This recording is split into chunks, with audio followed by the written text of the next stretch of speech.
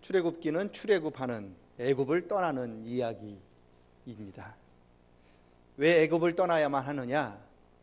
애굽 땅은 하나님께서 기뻐하시는 땅이 아니기 때문에 그렇죠.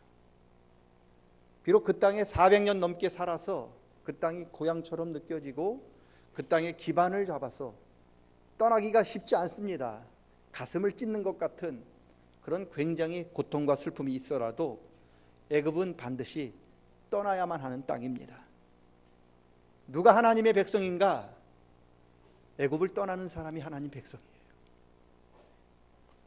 애굽이 좋아서 애굽에 남아있는 사람은 결코 하나님 백성이 될 수 없고, 괴롭지만 가슴이 찢어지는 것 같지만 하나님의 애굽을 떠나라 하셨기에 떠나는 그 사람이 하나님 백성입니다. 저와 여러분도 비록 힘들지만, 때로는 가슴이 찢어지는 것 같지만 하나님 떠나라 하실 때 떠날 수 있는 믿음이 있기를 축원합니다. 누가 또 하나님의 백성입니까? 하나님 백성은 하나님의 음성을, 하나님 말씀을 듣는 사람입니다. 어떤 소리를 듣고 따라가는가에 따라서 그 사람이 누구인지가 결정이 되지요. 바로의 소리를 듣고 따라가는 사람 애굽 백성이고, 세상 소리를 듣고 따라가는 사람 세상 사람이고, 하나님 말씀 듣고 따라가는 사람 하나님 백성입니다. 애굽에 살 때 이스라엘 백성들은 바로의 말을 들어야 했죠. 바로가 왕이었기 때문에 그렇습니다.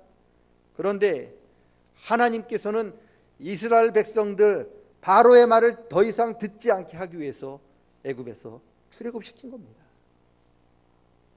출애굽한 이스라엘 백성들 더 이상 바로의 말을 듣지 않아도 됐습니다. 들을 필요가 없습니다. 그러면 애굽을 떠나서 바로의 말을 더 이상 듣지 않는 것이 신앙의 전부인가? 아닙니다. 비로소 그때부터 신앙생활이 시작되는 거죠. 출애굽을 해서 이제 바로의 말을 더 이상 듣지 않게 되면 이제는 누구의 말을 들어야 되느냐? 이때부터 우리는 하나님 말씀을 들어야 합니다.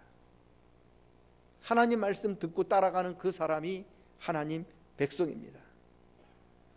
여러분, 우리는 이미 출애굽한 사람들이잖아요. 죄악의 땅에서 이미 우리는 떠났습니다. 여러분, 출애굽했다고 우리 신앙생활이 다 끝난 건가요? 아닙니다. 이제부터 시작인 거예요. 여러분, 이제부터 저와 여러분이 하나님 말씀을 들어야 합니다. 지금 저와 여러분은 하나님 말씀 듣는 훈련을 하는 중인 거예요. 출애굽했다고 다 가나안 땅에 들어간 것이 아닙니다. 60만 명이 출애굽을 했지만 하나님 약속하신 가나안 땅 들어간 사람은 2사람밖에 없었어요. 여호수아 갈렙밖에 없었습니다. 왜요?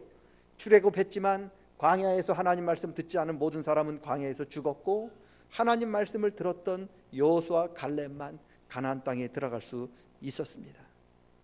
그래서 말씀을 듣는 훈련하는 게 굉장히 중요합니다. 지금 우리는 하나님 말씀 듣는 훈련을 하는 거예요. 이 훈련 잘 받으셔야 합니다. 이제부터 하나님 말씀 잘 듣고 우리가 하나님 나라 갈 때까지 곁길로 새지 않고 다른 길로 가지 않고 하나님 나라만을 향해서 걸어가는 저와 여러분 되시기를 축원합니다. 출애굽기가 40장까지 되어 있는데 맨 앞에 부분은 애굽을 떠나는 이야기, 20장부터는 하나님 말씀을 듣는 이야기, 그리고 출애굽기 가장 마지막 부분에는 하나님의 성막을 짓는 이야기가 나옵니다. 시내산에서 하나님께서 이스라엘 백성들에게 십계명에 그 하나님 말씀을 적어서 주셨어요. 말씀만 주셨느냐? 아니요. 하나님 성막 지을 설계도까지 함께 주셨습니다. 한쪽에서는 말씀을 주셨고 또 한쪽에서는 하나님이 성막의 설계도를 주신 거예요. 여러분, 말씀과 하나님의 성막은 함께 갑니다. 말씀 따로 성막 따로 가는 게 아닙니다. 말씀과 성막은 항상 함께 가요. 하나님께서 십계명 적은 돌판을 어디에다 두라고 하셨느냐? 성막 가장 중심에 지성소가 있고 그 지성소에 하나님의 언약궤가 있는데 그 언약궤 안에 하나님 말씀이 담긴 그 십계명 돌판이 담겨 있는 거예요. 하나님 말씀이 어디에 있느냐? 성막 가장 중심에 담겨 있는 겁니다. 이처럼 하나님 말씀이랑 하나님 성전인 이 성막이랑은 뗄래야 뗄 수가 없이 항상 같이 가게 되는 겁니다. 왜 우리가 교회를 가까이 해야 하느냐? 하나님 말씀 받은 사람은 교회를 가까이 할 수밖에 없습니다. 마치 성막 중심에 하나님 말씀이 있는 것처럼 하나님 말씀이 그 중심에 살아있는 사람은 항상 하나님의 성전을 가까이 하게 되어 있습니다. 말씀을 받았다 하시면서, 은혜를 받았다 하시면서, 계시를 받았다 하면서 교회를 가까이 하지 않는 사람 거짓말하는 거예요. 말씀을 받았다 하면서 하나님을 가까이 하지 않는 사람, 여러분 거짓말하는 겁니다. 하나님 말씀이랑 하나님의 성전인 교회랑 성막이랑은 같이 갑니다. 따로 떨어질 수가 없습니다. 성전을 가까이 할 때 하나님 말씀이 살아나고요, 성전을 가까이 할 때 하나님의 말씀의 능력이 나타나요. 저희 교회가 이제 처음 지어졌을 적에 그 아이들이 이제 2부 예배 끝나면 9시 끝나면 아이들이 한 7, 8명 우글우글 요 문 넘어가서 오른쪽에 우리 사무실인데 사무실 앞에 그 의자가 있는데 그 의자에 아이들이 바글바글 있어요. 손에 딱 핸드폰을 들고 있더라고요. 저놈들이 왜 핸드폰을 들고 있냐 그랬더니 이유는 간단해요. 그 사무실 안에 무선 공유기가 있거든요. 교회 다른 데는 무선 공유기가 없어서 인터넷이 되지가 않아요. 그러니까 속도도 느리죠. 또 데이터를 써야 되면 요금도 따로 나오죠. 그러니까 돈 내면서 속도 느린 걸 써야 되는데 여기 오면 무선 데이터가 있으니 공유기가 있으니까 공짜거든요. 속도도 빠르죠. 그리고 데이터도 공짜로 마음껏 쓸 수 있으니까 아이들이 이 핸드폰을 가지고 우리 사무실 앞에 우글우글 했어요. 지금은 우리 교회 다 깔아놨어요. 지금은 사무실이 없더라고요. 여러분 무선 공유기가 가까이 가면 가까이 할수록 인터넷 속도가 빨라지고요, 데이터를 마음껏 공짜로 쓸 수 있고요, 무선 공유기가 이 핸드폰이 점점 멀어지면 속도가 점점 느려지고요, 데이터 값이 많이 나와요. 그러니까 공유기랑 이 인터넷이랑은 붙어 있을수록 가까이 할수록 좋은 거예요. 하나님의 성막과 말씀이 똑같아요. 하나님 집 가까이 하면 하나님 말씀이 살아나요. 하나님 집 가까이 하면 하나님 말씀의 능력이 체험되는 거죠. 반면에 우리가 하나님 집이랑 점점 멀어지면 여러분 하나님이 말씀이 힘을 잃게 되고요, 하나님 말씀의 능력이 힘을 잃어버리면 그 다음부터 우리의 믿음이 점점 약해지게 되는 거예요. 공유기 가까이 할 때 인터넷 속도도 빠르고 데이터도 마음껏 공짜로 쓸 수 있어요. 여러분 공유기에서 멀어지면 이제는 인터넷이 되지 않기 때문에 자기 데이터를 써야 돼요. 속도도 느리죠. 요금은 왕창 나온단 말이죠. 그래서 공유기를 가까이 하는 거예요, 아이들이. 마찬가지로 하나님 가까이 하면 하나님이 베풀어 주시는 말씀의 능력을 체험하고 하나님의 말씀의 능력을 우리가 경험하게 되는 거죠. 그런데 우리가 하나님 집에서 점점 멀어지면 하나님의 말씀의 능력이 우리에게 나타나지 않아요. 그때부터는 내 힘으로 살아야 되고 내 능력으로 살아야 합니다. 힘은 힘대로 들고 지치고, 그리고 왜 이렇게 속도는 늦는지, 왜 이렇게 되는 건 없는지 그렇게 탄식하게 되는 겁니다. 여러분 하나님께서 이스라엘 백성들에게 성막을 지으라고 하신 이유는 이스라엘 백성들에게 무거운 짐을 져주기 위함이 아닌 거예요. 성막을 통해서 그들이 시내산에서 받았던 하나님의 말씀의 능력을 경험하게 하기 위함입니다. 하나님의 그 말씀이 담겨있는 그 십계명 돌판은 어디다 보관하느냐? 법궤 언약궤에다 보관을 해요. 거기에 담아둡니다. 여러분 언약궤는 수레에 싣거나 그리고 수레에 싣거나 동물에 메고 갈 수 없어요. 언약궤는 항상 레위 사람들이 직접 나무를 꿰어서 지고 가야 합니다. 그 언약궤를 광야 생활 갈 때 그 말씀이 돌이 담겨 있는, 돌판이 담겨 있는 언약궤를 지고 가는 게 얼마나 힘들겠습니까? 얼마나 무겁겠습니까? 그런데요, 언약궤를, 말씀을 지고 가는 그 수고보다 그 말씀을 통해서 우리가 받는 은혜는 비교할 수 없는 거예요. 저와 여러분이 말씀을 지고 가면 그 말씀이 너무너무 힘들 때가 있고 가슴 아플 때가 있고 너무 무거울 때가 있지만, 그러나 그 말씀을 통해서 우리가 받는 은혜와 말씀을 통해서 받는 하나님의 능력은 감히 말씀을 지고 갈 때 받는 고통과는 비교할 수 없는 거죠. 바울 사도가 뭐라고 고백합니까? 여러분, 지금 현재 받는 고난은 앞으로 장차 다가올 하나님 나라 영광에 비교하면 감히 비교할 수 없다고 하는 이유가 바로 이 뜻인 거예요. 하나님께서 저와 여러분에게 고난을 주시기 위하여, 무거운 짐을 지시기 위하여 성막을 지으라고 하신 게 아닙니다. 말씀을 통하여 베풀어 주시는 하나님의 능력과 은혜를 주시기 위하여 성막을 지으라 하신 거예요. 성막은요, 우리 인간이 하나님을 위해서 기쁘게 해드리기 위해 짓는 게 아니고요, 하나님이 우리 인간을 불쌍하게 여기셔서 지으라고 하신 겁니다. 그게 성막이에요.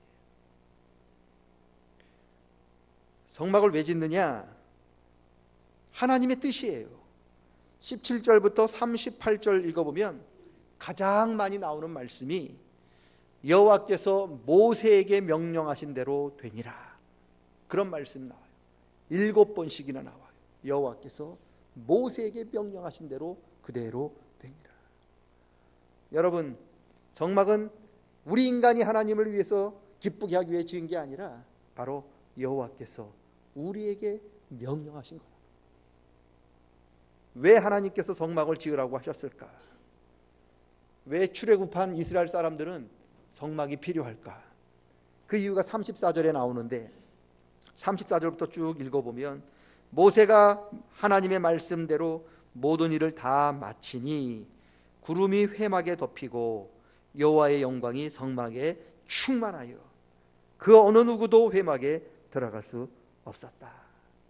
그리고 낮에는 구름 기둥이 회막 위에 머무르고 밤에는 불 기둥이 그 성막 위에 머물러서 이스라엘 모든 백성들이 그들이 있는 그곳 가는 길에서 구름 기둥, 불 기둥을 볼 수가 있었다. 그렇게 말씀합니다. 하나님의 영광이 어디에 머무르느냐? 성막 위에 머물러요. 낮에는 이스라엘 백성들이 볼 수 있도록 구름 기둥으로 머무르고 밤에는 이스라엘 백성들이 볼 수 있도록 불 기둥으로 그 머무릅니다. 성막이 임재함으로, 하나님이 임재함으로 내가 지금 너희와 함께 있다라는 것을 보여주시는 거예요. 여러분, 그래서 34절 보면 모세가 그 지었던 성막을 회막이라고 불러요. 회막. 34절 구름이 회막에 덮이고 그리고 여호와의 영광이 성막에 충만하며, 회막이랑 성막이랑 같이 쓴단 말이죠. 회막이 뭐냐? 이스라엘 백성들이 그 앞에 모여야 할 장소, 이게 회막이고요. 그리고 하나님께서 이스라엘 백성들을 만나주시는 그 장소가 회막인 거예요. 물론 하나님께서는 어디나 계셔요. 우리 집에도 계시고 여러분 학교에도 계시고 여러분 직장에도 계시고 심지어 악을골짜기에도 계시고 빈들에도 계시고 시편 139편처럼 저 바다 너머에 계시고 음부에도 계시고 하늘에도 계십니다. 그런데 하나님께서는 성막을 통해서 내가 너희들을 공식적으로 만나주겠다라고 약속하신 거예요. 내가 구름 기둥으로 밤에는 불 기둥으로 너희와 함께하고 너희를 만나주겠다고 약속하신 그 공식적인 장소가 바로 성막이죠. 그 성막이 오늘날 교회입니다. 지금 여러분이 있는 이 자리, 지금 여러분이 여기 앉아있는 이 시간, 하나님께서 여러분을 공식적으로 만나는 시간. 이 시간이 그렇게 귀한 거죠. 우리가 지금 공식적으로 하나님 만나는 시간인 거예요. 여러분, 아무 데서나 우리 물론 하나님 만날 수 있지만 하나님께서는 바로 이 시간에 이 자리 예배당에서 내가 너희를 만나겠다라고 약속해 주셨습니다. 이 시간을 통해서 또 이곳에서 우리 모든 성도님들이 하나님을 만날 수 있기를 축원합니다. 왜 성막을 지어야 했느냐? 성막은 광야를 살아가는 이스라엘 백성들이 가야 할 때인지 아니면 멈추어야 할 때인지를 가르쳐 주기 때문에 그렇죠. 36절을 보시면 구름이 성막 위에 떠오를 때 이스라엘 백성들이 행진하였고요. 반면에 구름이 성막 위에 떠오르지 아니할 때에는 구름 기둥이 성막 위에 떠오를 때까지 멈추었다. 광야를 살아갈 때 내가 지금 이삿짐을 싸고 가야 할지 아니면 이삿짐을 싸지 않고 그대로 풀어야 할지를 뭘 봤느냐? 성막을 본 거예요. 하나님의 영광을 본 거죠. 하나님이 움직이시면 이스라엘 백성도 짐을 꾸렸고 하나님이 멈추어 섰으면 이스라엘 백성도 짐을 풀었다는 거죠. 가야 할 때, 서야 할 때를 하나님 성막 위에 있는 하나님의 영광이 가르쳐 주신 거예요. 이스라엘 첫 번째 임금이 사울이고요. 두 번째 임금이 다윗이에요. 이 두 사람은 어딜 가도 항상 비교가 되는 이 사람인데 사울과 다윗의 가장 기본적인 차이는 뭐였느냐? 다윗은요, 전쟁을 하면은요, 자기가 지금 올라가야 할 때인지 아니면 전쟁을 멈춰야 할 때인지를 하나님 성전으로 뛰어왔어요. 그리고 하나님께 물어요. 하나님, 올라갈까요? 말까요? 그렇게 물어요. 이게 다윗이 승리할 수 있었던 비결이에요. 그런데 사울은요, 전쟁하면 서야 할 때인지 가야 할 때인지를 어디 가서 물었느냐? 하나님 앞에 와서 묻지 않았어요. 귀신 들린 무당한테 가서 물었어요. 귀신한테 가서 물었어요. hin접한 박수를 찾아가서 물었단 말이죠. 결국 그 결과가 뭡니까? 길보아산에서 죽었어요.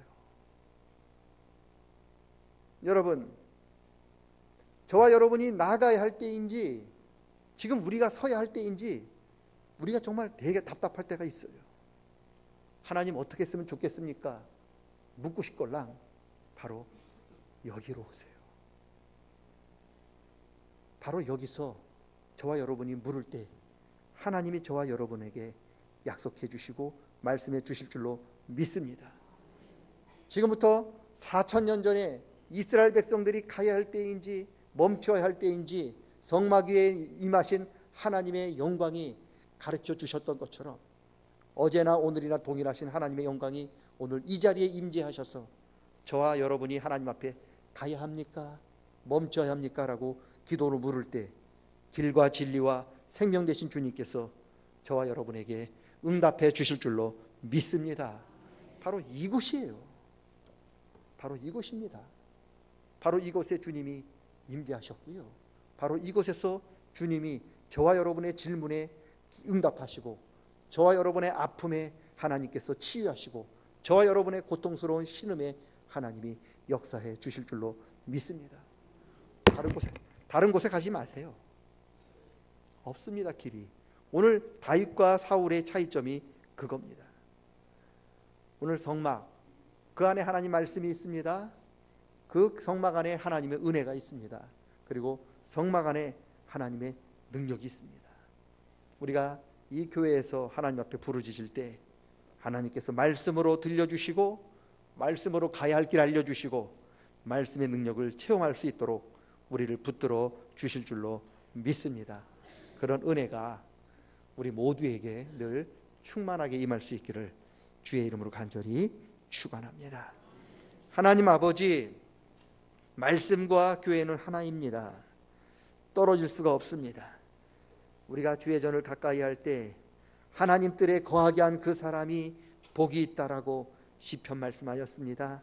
하나님, 주님을 늘 가까이 하는 우리 모든 성도님들 되게 도와주시고 주님을 가까이 함으로 하나님이 베풀어 주시는 은혜를 체험하도록 도와주시고 하나님의 은혜를 체험하여 힘들고 어렵고 괴롭고 고통스러운 모든 일들, 육신의 아픔과 질병들, 나가야 할지 서야 할지 하나님 묻는 우리의 모든 길의 모든 어려움들을 주님 다 살펴주시고 다윗에게 역사하셔서 하나님 능력 베풀어 주셨던 것처럼 오늘 이 시간 어제나 오늘이나 영원토록 변치 않는 하나님을 찾고 부르짖는 우리의 기도에도 응답해 주시옵소서. 가야 할 바를 알려주시옵소서. 올바른 길을 찾아갈 수 있도록 도와주시옵소서. 그 하나님을 믿습니다. 예수 그리스도의 이름 받들어 기도드리옵나이다. 아멘.